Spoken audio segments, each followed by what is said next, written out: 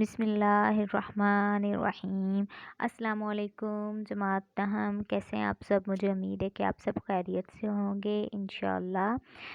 Dear students, آج جو ہے ہم احادیث کا آغاز کریں گے۔ کتاب کا دوسرا حصہ احادیث، اس کے متعلق پڑھیں گے۔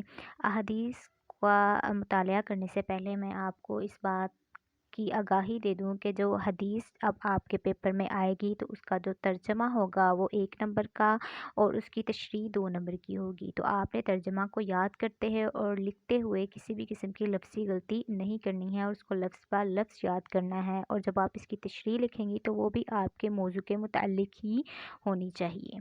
جی اسٹوڈنٹس، ہم پہلی حدیث کا آغاز کرتے ہیں۔ پہلی حدیث کیا ہے؟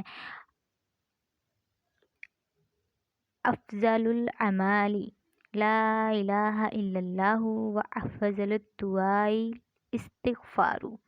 افضل سب سے زیادہ، الاعمال فضیلت والا عمل، لا نہیں ہے، الہ عبادت کے لائق، اللہ سوائے اللہ، اللہ کے، یعنی سب سے فضیلت والا عمل لا الہ الا اللہ ہے۔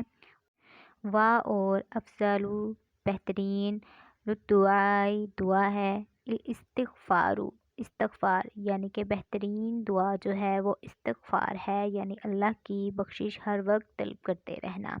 سب سے زیادہ فضیلت والا عمل لا الہ الا اللہ اور بہترین دعا استغفار ہے، یعنی کہ ہمیں اپنے قول و فعل سے یہ بات واضح کرنا کہ اللہ ایک ہے، اس کے سوا کوئی معبود نہیں، اور ہر وقت اپنے گناہوں کی بخشش مانگتے رہنا بہترین دعا ہے۔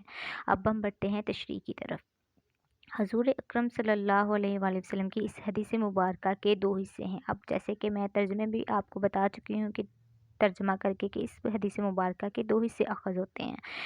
پہلے حصے میں اللہ تعالیٰ کی توحید کے اقرار کو سب سے زیادہ فضیلت والا عمل قرار دیا گیا ہے۔ پہلے حصے میں کس چیز کا بتایا جا رہا ہے، کس چیز کو بیان کیا جا رہا ہے؟ اللہ تعالیٰ کی وحدانیت کو بیان کیا جا رہا ہے کہ اللہ کے سوا کوئی معبود نہیں ہے، اور اس کو اپنے قول یعنی کہ زبان سے ہی اس کا اقرار نہیں کرنا، بلکہ عمل یعنی کہ اپنے عمل کے ذریعے اپنی رب کی عبادت کر کے اور اپنے رب کی عبادت میں کسی کو بھی شریک نہ ٹھہرا کر اس بات کا اظہار کرنا جو ہے وہ افضل عمل ہے۔ جبکہ دوسرے حصے میں استغفار یعنی اللہ کے حضور اپنی غلطیوں اور گناہوں کی معافی طلب کرنے کو سب سے فضیلت والی دعا قرار دیا گیا ہے، یعنی کہ اٹھتے بیٹھتے جاگتے سوتے ہمیشہ استغفر اللہ پڑھتے رہیں۔ اسی کے متعلق ایک اور حدیث جو ہے وہ میں آپ کو بتاتی ہوں کہ نبی کریم صلی اللہ علیہ وآلہ وسلم فرماتے ہیں کہ میں دن میں 70 مرتبہ استغفار پڑھتا ہوں، یعنی کہ نبی کریم صلی اللہ علیہ وآلہ وسلم بھی استغفار کی دعا کیا کرتے تھے۔ تو ہمیں بھی چاہیے کہ ہم بھی اپنے غلطیوں اور گناہوں کی معافی طلب کرنے کے لیے ہمیشہ یہ دعا مانگتے رہیں۔ حدیث کے پہلے حصے میں ارشاد ہے افضل الاعمال لا الہ الا اللہ، یعنی کہ اللہ کے سوا کسی دوسرے کو الہ نہ ماننے کا اقرار اور اپنے عمل سے اس عقیدے کا اظہار سب سے فضیلت اور عظمت والا عمل ہے، یعنی کہ صرف زبان سے ہی اقرار نہیں کرنا بلکہ اپنے عمل سے بھی اس بات کو واضح کرنا کہ اللہ ہی عبادت کے لائق ہے۔ سب سے زیادہ فضیلت والا یعنی کہ برتری والا اور عظمت والا بڑائی والا عمل ہے۔ لا الہ الا اللہ میں لفظ الہ، ایک لفظ آ رہا ہے الہ۔ الہ سے مراد کیا ہے؟ الہ سے مراد ایسی ذات ہے جس کی عبادت کی جائے، جس سے بے پناہ محبت اور عقیدت ہو۔ اب الہ سے مراد کون سی ذات ہے؟ الہ سے مراد یہاں پر اللہ تعالیٰ کی جو ہے ذات مبارکہ ہے، اور اس سے بے پناہ محبت اور عقیدت کی جائے۔ عقیدت یعنی کہ دل سے بھروسہ کرنا، دل سے اس بات کو ماننا کہ وہی ذات ہے جس نے ہمیں پیدا کیا، ہمیں عقل اور بصیرت عطا کی۔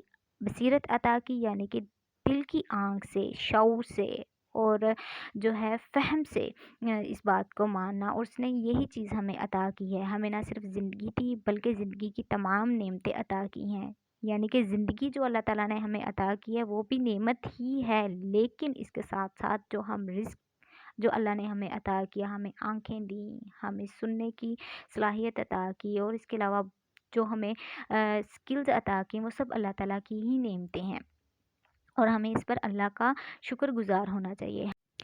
ہمیں چاہیے کہ ہم اپنے قول اور فعل سے اس ذات کو الہ مانیں، یعنی کہ ہم اپنے قول سے، زبان سے اور اپنے عمل سے اس ذات کو الہ مانیں، اس کی عبادت کریں اور اس سے سب سے زیادہ محبت کریں۔ سب سے زیادہ محبت کریں یعنی کہ خود سے زیادہ اپنے عزیز جو ہیں رشتہ اس سے بھی زیادہ، ہر چیز سے زیادہ سب سے پہلا محبت کا حق جو ہے وہ رب کا ہے، اور ہم اسی سے محبت کریں۔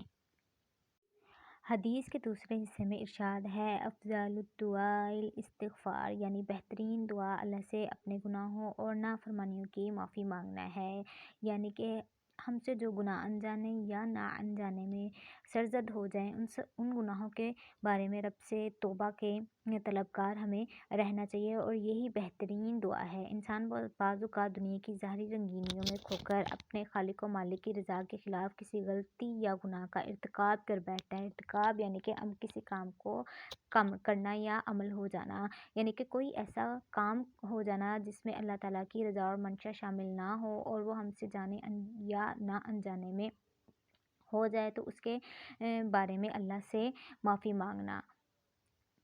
لہٰذا اللہ کو الہ ماننے کا تقاضا یہ ہے کہ انسان اپنی غلطی یا گناہ پر نادم، شرمسار اور شرمندہ ہو کر اللہ تعالیٰ سے معافی مانگ لے، کیونکہ اخروی نجات، آخرت کی نجات، ابدی نجات اس وقت تک ممکن نہیں جب تک اللہ تعالیٰ ہماری غلطیوں اور گناہوں کو معاف نہ کر دے، یعنی کہ ہم آخرت میں اس وقت تک کامیاب نہیں ہو سکتے، یعنی جنت میں اس وقت تک داخل نہیں ہو سکتے جب تک کہ رب ہمارے تمام تر گناہوں کو معاف نہیں فرما دیتا۔ اب اگر کوئی اللہ کی نگاہ میں یا پسندیدہ اور محبوب بننا چاہتا ہے، اب یہاں پر یہ نقطہ آپ کے لیے ذہن نشین کرنے کے لیے ہے کہ اگر کوئی اللہ کی نگاہ میں، رب کی نظر میں پسندیدہ، سب سے اچھا اور محبوب، سب سے پیارا بننا چاہتا ہے، تو اسے چاہیے کہ چلتے پھرتے اٹھتے بیٹھتے دل و جان سے لا الہ الا اللہ اور استغفر اللہ کا اظہار کرتا رہے۔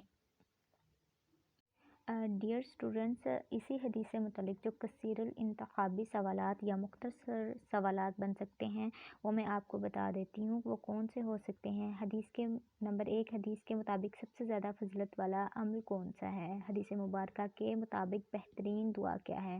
یا لا الہ الا اللہ کا کیا ترجمہ ہے؟ الہ کا سے مراد کون سی ذات ہے؟